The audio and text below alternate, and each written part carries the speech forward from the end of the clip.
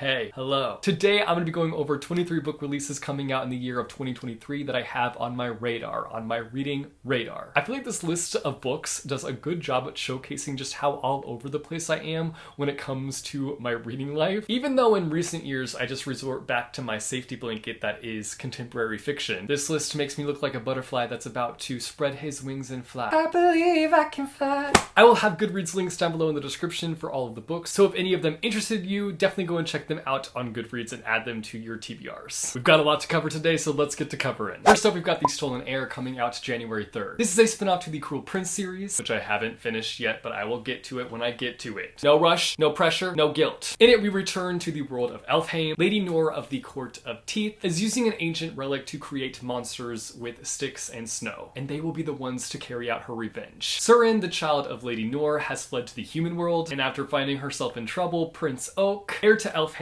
and the one who was supposed to marry Surin, sweeps in and saves her. Surin's like, thanks a lot, see you later. He's like, I don't think so, Surin. You're gonna help me out with something. This will have Surin facing all the horrors she wanted to leave behind. Holly Black is always either a hit or a miss with me. There is no in between. There's never that in between where I'm like, it was alright. It's always either flop or bop, and I'm hoping that this one is a bop. Lost in the Moment and Found comes out January 10th. Would you be surprised to learn that I'm not caught up with this series? No, this is book 8 in the series. I'm not caught up with it. I believe this is a series where it's not necessarily like linear. Like you could probably read them like out of order, but you probably want to read them in order. I'm gonna read them in order. I'm gonna get caught up eventually. I love this series though. It's like so magical and fantastical. This one in particular, I'm super excited about because it talks about the loss of childhood innocence, and once you lose your childhood innocence, how you can't get it back essentially. And that's something that I've been overthinking at night, in that in-between moment where you're like going to bed and falling asleep. That little in-between moment where you're trying to fall asleep and you just spiral and think about a lot of things. That's what I've been thinking a lot about recently. More so how being an adult sucks and everything loses its magic when you become an adult. Albeit there's a new sense of magic when you become an adult, but you have a lot more to worry about and there's a lot more stress. I'm very interested to see how this book tackles this concept. Chain of Thorns comes out on January 31st. This is the third and final book in the Last Hours trilogy, which is a Shadowhunters trilogy. I'm anticipating this one, but I will always be upfront with the fact that this trilogy has not been hidden in the way that other Cassandra Clare Shadowhunter trilogies have hit. I'm hoping for a slam dunk finale, but the hopes are down low, on the floor, waiting to be swept up in a ball and dunked. Finlay Donovan Jumps the Gun. It comes out January 31st. This is the third book in the series and hopefully the last book in the series, and honestly I don't even think that this is a necessary book. I honestly feel like it should have been a standalone if I'm being real here.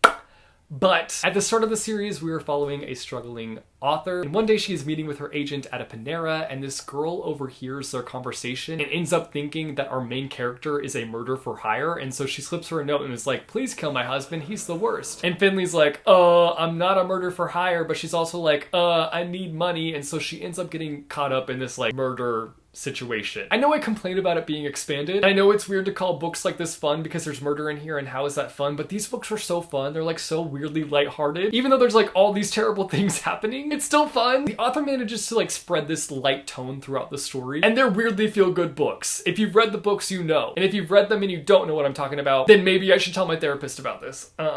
Afterglow by Phil Stamper is the sequel to The Golden Boys. It's a story of 4 gay teens who are connected, have a very strong bond, and one summer they all go and do their own thing and they come back to that bond, and it's a story of growth, seeing how they change and alter but how their friendship stays the same. I'm super excited for Afterglow, the sequel. The first book was a banger and more people need to read it. The Last Flower Bride coming out February 14th. This follows Indigo and Maxwell, who have recently been married, and they end up having to move into Indigo's great aunt's house as she's dying. When they get there, their connection will be put to the ultimate test as Indigo's childhood friend, who mysteriously disappeared, shows up and begins to threaten their marriage. That's not quite the reunion that Indigo had in mind, I don't think. This story is giving me the feeling that it's going to have this kind of like dark fairy tale vibe to it, and that's exactly what I'd like ROSHANI CHOKSHI to deliver. Her writing style already falls into that dreamy lane, and I just know she's gonna cast that little writing spell on me and I'm gonna be addicted. It's her first door into the adult book world with this book, and I'm eager to see how it differs from her YA and middle grade books. Next, we've got The Librarian of Burned Books. This comes out on February 21st. This novel takes place during the World War II era, and we follow 3 different women who are holding on to this idea that books have power, and they believe that books can hold us through dark times. I've had had a little hole in my reading life when it comes to the historical fiction side of things, and I need to patch that right up. This book just might be my opportunity to close up that hole. LUCHA of the Night Forest comes out March 21st. In it, we follow a girl who will do anything to protect her sisters, and she does just that. She strikes a very dangerous bargain in order to protect them. Sibling bonds are one of my favorite things to read about. Even though I grew up writing letters to Santa being like, please take my sister and give her to another family, I grew to love her, and I now have a bond with my sister where if I had to strike a bargain, a dangerous bargain to protect her,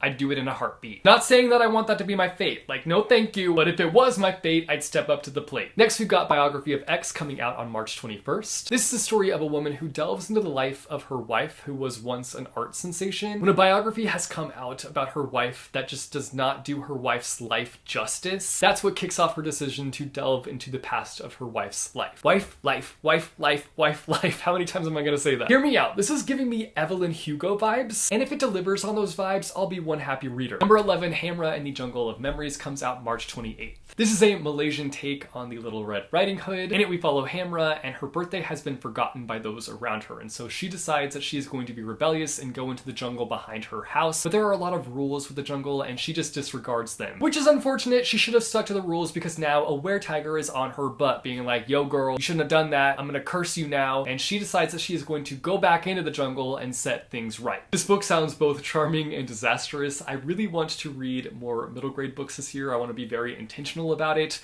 and so this is definitely one that's on my list to get to. Next, GREYMIST Fair coming out March 28th. This is a murder mystery inspired by lesser known fairy tales of the Brothers Grimm. I haven't kept up to date with this author, but Eliza and Her Monsters was excellent in every way. I just have such fond feelings surrounding Eliza and Her Monsters, and so that makes me want to pick up this book. When I came across this book, it just like brought back that memory of like feeling so good reading that book, so it makes me want to read this one. The Manifesto Prophecy comes out on April 4th. In it, we follow Nick, who has magical abilities, but is not yet trusted to learn and hone her abilities because the people around her believe that she is going to take advantage of her magic once she learns it. She dreams of being a manifestor like her dad, but before she's able to learn his manifestor abilities, he ends up being imprisoned for something that Nick refuses to believe he actually did. This launches Nick and her best friends on a journey to go and save her father. I've not been keeping up with Angie Thomas's books. I need to get caught up, but this one sounds like it's full of heart and magic, and again, I've been wanting to read more middle grade this year, so this one is definitely on my list. It's her first book in the middle grade aisle, so I'm very interested to see how it differs from her YA. Next up, Silver in the Bone comes out on April 4th. This is a book influenced by Arthurian legend. In it, we follow Tasman and her adoptive brother, who she has a very strong bond with. They end up being abandoned by their father, who is involved heavily in thievery, and it's believed that he stole something very important. Tamsin's adoptive brother ends up having this curse on him that could affect him deeply, and I believe the thing that the father stole could help them, so she has to go on a search to find her father, essentially, and find the item that he has. That's what I believe this book is about. But here's the real deal. If Alex writes it, I'll show up and read it. Her writing style is poetic and super accessible and easy to digest. Her characters are always fantastic and filled with depth, and she's always sure to deliver a fun and exciting plot, so consider me excited for this one. Next, You, A Writer's Guide to Craft Through Memory. This comes out on May 16th. You're telling me that the Queen Rudisipetties is dropping a book about writing? You don't have to say anything else. I am sold. I will be there on day of release buying that book. Next, In the Lives of Puppets comes out on April 25th. This is a retelling of Carlos Collodi's,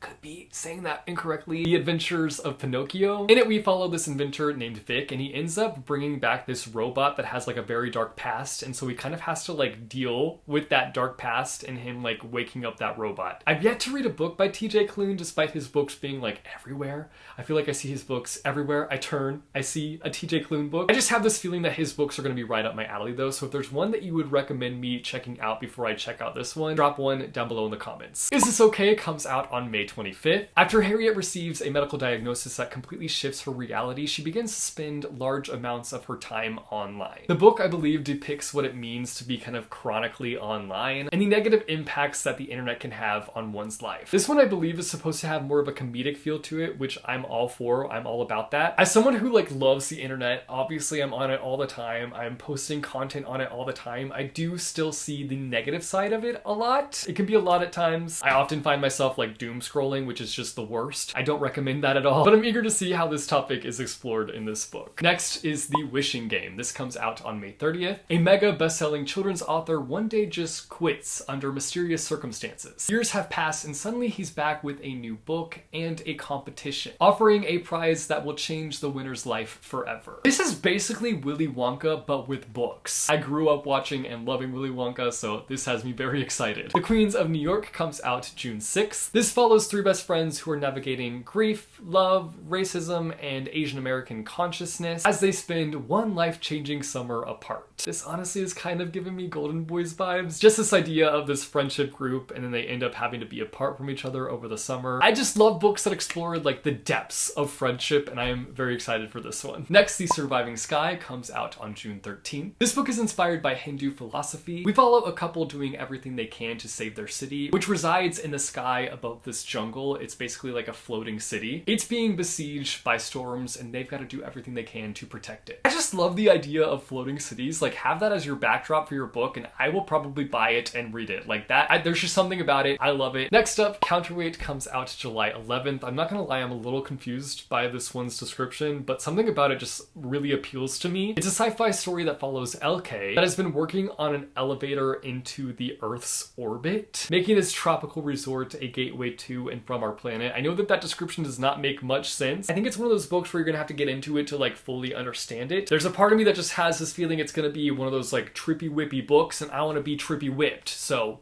whip me, trip me, please. Less on the whip, more on the trip. Next, The Chalice of Gods coming out September 26th. It's Percy Jackson's senior year and he's prepping for college, but the gods aren't just gonna let him have it easy peasy. No way. He's got to fulfill 3 quests in order to get the 3 letters of recommendation that he needs in order to get to college. Do I need to say more? We're getting a new Percy Jackson book in 2023. Are you joking? Hello? I literally lost it when I found out this news. Percy Jackson is making a comeback in the year of 2023 and I couldn't be more thrilled. The Disney Plus series is also set to drop this year, and I'm just feeling like it's the year of Percy. It's his era and we're all just living in it. Swordcatcher comes out on October 10th. In it we follow Kell, who was taken at birth to be the sword catcher for the prince, which essentially means he's a body double for the prince, so if the prince is ever attacked, Kell will more than likely die for him. We also follow Lynn, who is an Ashkar, and that basically means that she is one of the few that possesses magic within this world. She wants to heal her best friend who is dying, but she needs access to forbidden knowledge for that. So Kell and Lynn end up being brought together by the king, who offers them both what they want in life, but it involves both of them delving into the dangerous underworld. This is outside of the Shadowhunter world, and I thought that this was going to be her adult debut, but apparently this is YA, or at least that's what Goodreads is saying. So I'm confused about that, but I'm excited to see her write something outside of the Shadowhunter world. It'll be nice to have a little break from that world, but I'm not one of those people that's out here being like, stop writing Shadowhunter books. Like, keep writing Shadowhunter books, please. They're entertaining. I will eat that up. But this will be nice to have a little break from that world and to see what else she has up her sleeve. Next up, we've got the first book in the Threads of Power series. We don't have a cover for this one yet, and we also don't have a set release date, but it's supposed to come out in October. This is a spin-off to the Shades of Magic series by V.E. Schwab. She's my fave, and I will pick up everything she drops, even though I haven't fully completed the Shades of Magic trilogy. Again, we're not surprised, Jesse. It's okay. You're bad at series, and that's okay. You'll get them someday, Tiger. I did love the first book in the Shades of Magic trilogy, and I feel like this puts positive pressure on me to read that trilogy in its whole so that I can read this book when it's released. Those are 23 books that I have on my radar in 2023. Let me know down below in the comments if there are any that interested you, or just let me know down below in the comments some of your most anticipated releases of the year. If you like this video, be sure to go and hit that like button. If you want to see more bookish content from me, be sure to go and hit subscribe or go and hit that bell icon and you'll be notified every time I post new videos. As always, thank you guys so much for watching. I hope your day is bright, that tomorrow is brighter. Keep reading what your heart desires, and I will see you soon with a new video. Bye.